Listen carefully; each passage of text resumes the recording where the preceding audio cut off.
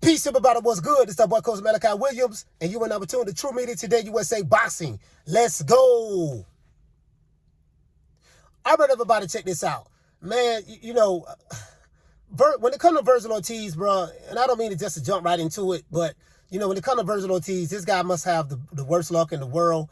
Not only that, but we do know that Vergil Ortiz was scheduled to be fighting tomorrow night, in I think San Antonio. I think in San Antonio, if I'm not mistaken. Could have been San Antonio or Dallas, but I think San Antonio. He's supposed to be scheduled to fight, my main man, Stanionis. You know what I mean? I mentioned Stanionis. So, but he had to pull out again, I think for the third time, because they said that when he was cutting weight the last week of the fight, he passed out, got dizzy and all this stuff there and everything. You get what I'm saying? So I don't know if this is a direct correlation to, hey man, this guy is too big trying to make that weight, and he can't make it. He need to move up to 154. If that is the case with Vergil Ortiz, my thing is why are they still trying to fight him at 147? There's a lot of these fighters like the Errol Spences, the Jaron Ennises, and the bigger guys who are naturally bigger guys, and they shrink their bodies all the way down to that weight so they can have a tactical advantage against the smaller guys in that weight division. And sometimes these fighters do these things to the detriment of their own health, you know what I mean, in order to have an advantage. I think Vergil Ortiz is what, 6 feet tall or 5'11"? He's like 5'11", somewhere up in there. He probably should be fighting at maybe middleweight, so he's fighting maybe, I'm saying from a fighting weight standpoint, he probably should be fighting at middleweight, but he's coming down to welterweight, a smaller division. Same thing with Jaron Ennis. He does the same thing. And again, if you can make the weight, you can make the weight. No problem. No harm, no foul. It is what it is. But as it relates to Vergil Ortiz, if his health is a direct result of him cutting that weight to try to get smaller, then he needs to move up. Simple as that. It's really a common sense issue. Now, I'm not a doctor. I don't know if that is the reason why. All I know is every time he get ready to have a fight, he has to pull out. You know what I mean? He has to pull out of the fight. That's what I do know. What the reasons may be, we don't know. But we do know that every time he get ready to have a fight, and every time the week of the fight, and he has to cut that weight, maybe that last week or two, in order to make the weight for the fight, he pulls out. So my common sense tell me him cutting weight is a direct result of maybe that's why he is fainting and falling out and stuff like that. Maybe it's too much for his body, if that's the case. And if that is the case, then so be it. Now, as it relates to Vergil Ortiz and Jaron Ennis, I wanted to know, were these guys going to be the ones to step up, take over the mantle in the welterweight division? I don't think so. I'm going to tell you why I don't think so. Well, Vergil Ortiz clearly is struggling to make that weight, and he's having some serious health issues. So that removes him off the chessboard right there. Now, Jaron Ennis may be that guy that can pretty much take over the welterweight division, because we know that Vergil Ortiz and Jaron Ennis, they're not going to get Terence Crawford. They're not going to get Errol Spence. Errol Spence and Terence Crawford moving up to 154. Unless Vergil Ortiz moves up to 154. And I don't think neither one of those guys have those young kids in their plans. They're young. Vergil Ortiz is young. Jaron Ennis is young. They're going to have to fight each other eventually or whatever. They're not going to get the old guard. Crawford, Spence not going to fight those guys. It is what it is. I'm not saying they're not going to fight him because they're scared of him. That ain't it at all. But they gain nothing from fighting them. These are prospects who ain't worth no damn money. They can't make no money off of them, fighting them. It's not going to be a huge draw like that from a namesake standpoint. Now, those type of fights between Vergil Ortiz and Boots Ennis versus a Spence or a Crawford, that fight would be massive for those guys. You know what I mean? Because Crawford and Spence is a massive name. But I don't see Vergil Ortiz taking over the welterweight division because he can't even get in the goddamn ring. In order to take over a weight division, you have to be able to get in the ring in order to take it over. This is his third fight, if I'm not mistaken, that he had to pull out. So, Stanionis, I hope you learned a valuable lesson from this. You were the guy who had an opportunity to fight for the WBA super title, and you gave it up, took step-aside money in order to allow, what's my main man name? Ugas, your Dennis Ugas, to fight Errol Spence for unification bout. And you was promised that you was going to get the winner of Ugas and Spence. As you can see, Spence ain't thinking about your ass. The sanctioned bodies ain't enforcing nothing. And the IBF, Spence ain't had a mandatory fight in like 4 or 5 years. So as you can see, these sanctioned bodies are controlled by the promotional companies and the power brokers in the sport of boxing. That's just the way it is. That's just how it's pretty much always been. But that's just definitely the way it is now. So now you had to fight Vergil Ortiz. Vergil Ortiz pulled out for the second or third time. So now you don't have to worry about that.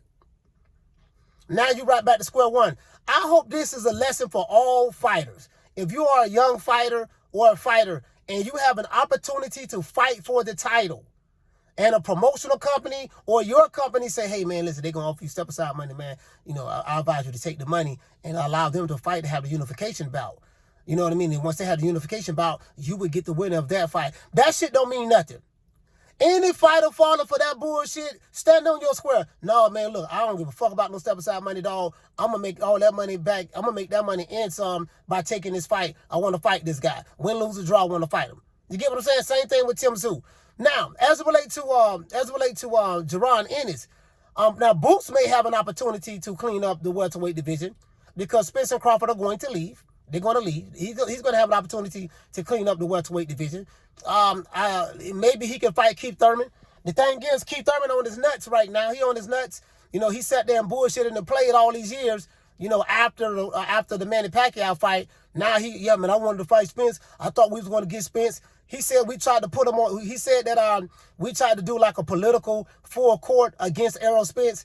You know, and then Spence ended up. Now he's fighting Crawford.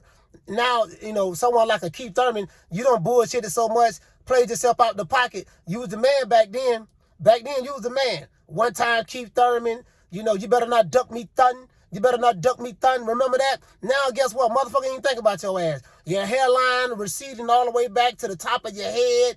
You know, you're making the Bay look bad. You from Clearwater, dog. You know, I'm from Tampa. You from Clearwater. You just making the whole Bay Area look bad. We won't even fuck with you, to be honest with you no more. Like, we cut your ass off. Anyway, let some other niggas adopt you from another city. You know what I mean? We ain't fucking with you. You're a good talker, though. We some good talking niggas from the Bay now. That we do now. We are some good talking ass niggas in the Bay. We talk a whole lot of shit, and I respect you for that, but I don't even take you serious no more as a fighter, to be fair. You're going to fight Ugas. You should be able to beat Ugas. Ugas is more along your speed at this point. Ugas is a flat-footed guy. We saw his last fight. He just sat there like a punching bag in a high guard and allowed Errol Spence to punch on him. I don't know if he got marching orders or whatever. I don't give a fuck. But you know, you and Ugas, that's a good fight. You know, it's a non-pay-per-view fight. You know, it's a definitely a non-pay-per-view fight. If Keith Thurman and Ugas were to fight each other on pay-per-view, that shit'd do triple wood. Ain't nobody buying that bullshit. You know, because Keith Thurman, you're irrelevant, and Ugas ain't never been relevant. His claim to fame is getting his ass beat up by motherfucking Errol Spence as a punching bag. That's his claim to fame.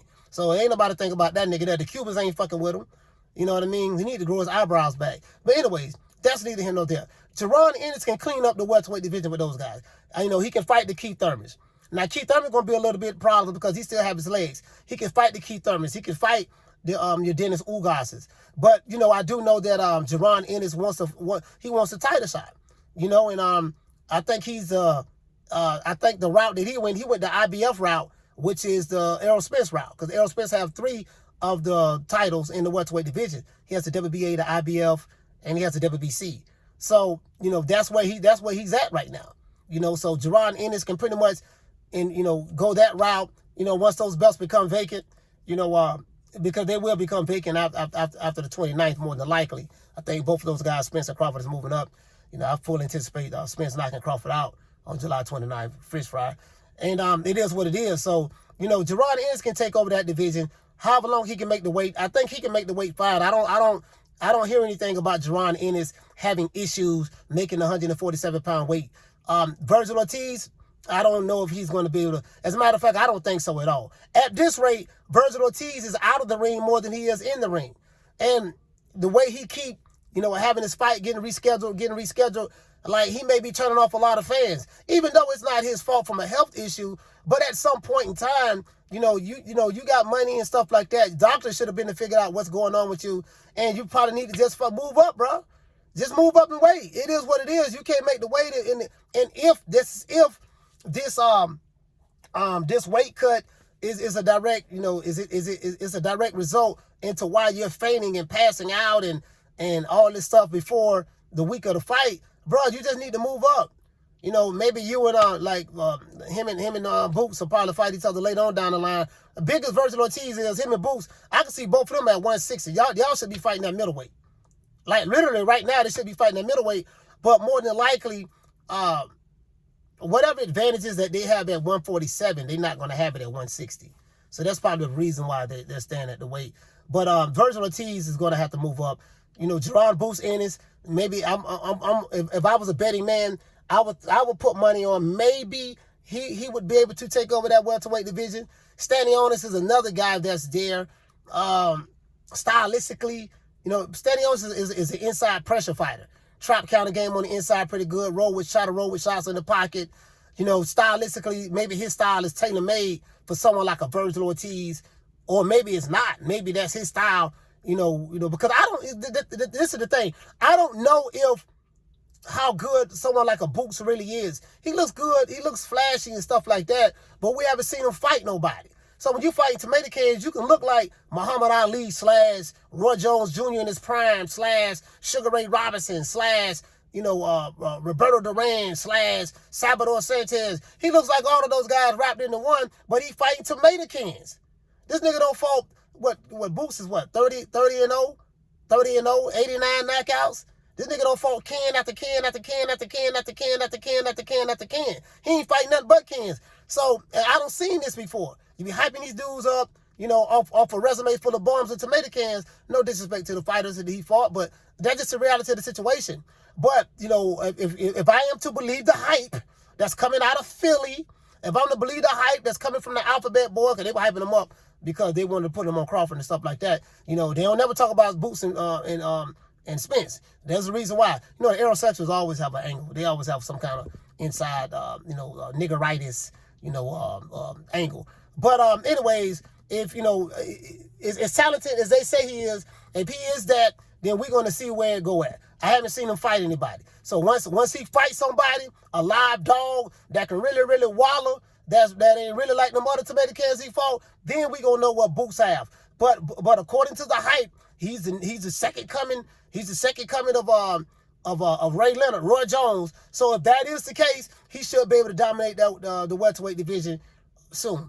Vergil Ortiz, I don't see it. The great news is Kid Austin is headlining this card that Vergil Ortiz is Stanionis supposed to fight on. So he's headlining this card. I don't know who the guy, nephew is fighting. Shout out to nephew, man. Kid Austin. Shout out to you, nephew. So we're gonna see what's up. We're gonna see what's happening with that. This is a great opportunity for him. One man's loss is another man's opportunity. So it is what it is. This is an opportunity for you, nephew, Kid Austin, to do your thing. A lot of people, you got a lot of pressure on you as well. Especially the way you're being pushed. So you got to step up and represent. You're a headliner now. We won't be going live because more than like I'm gonna be out doing my thing. I'm in Atlanta right now, so I won't be back till Sunday, guys. We're gonna be back to the regular scheduled time. Accomplishing a lot of things. So we'll see what's up, man. Kid Austin, nephew, I know you're gonna represent. I got faith in you. I believe in you. Do your thing. Vergil Ortiz, move up and wait. It is what it is. You and your team got some serious decisions to make. And Manchester Stanionis, don't sit around and wait on Vergil Ortiz anymore. You got to move on. Let the WBO know, hey, man, look, we don't try this shit 3 times. This shit ain't working, man. I got to move on. And I'm pretty sure Stanionis is now he's regretting a lot of things. Vergil Ortiz is regretting some things. He know he probably need to move up. I hope he get better. And Keith Thurman, he's regretting the fact that, man, I had a chance to fight Crawford, but I was asked for $10 million when he was over there with Top Rank. Well, your ass ain't get $10 million fighting Mario Barrios. Pretty sure you didn't. And your ass ain't going to get $10 million fighting Ugas. Pretty sure you're not. So, you price yourself out of that fight, and then Errol Spence ain't even thinking about your ass. You see what I'm saying? Your ponytail gone, your hairline don't receded, looking like George Jefferson, looking like a goddamn welterweight George Jefferson. You know what I mean? So it is what it is, man. I see you guys, man. We'll probably be I'll probably pull up at somebody's fight party, whoever throwing a fight party Saturday, man, and y'all will see me in somebody's chat. You know, you guys hate, like, share, and subscribe. Tell me, what do you think, man? What do you think Vergil Ortiz should do? You think he should just go ahead and move up? What do you think about Jaron Ennis? Is he this killer that everyone say he is? You know, can he dominate and take over the welterweight division after Crawford and Spence move up?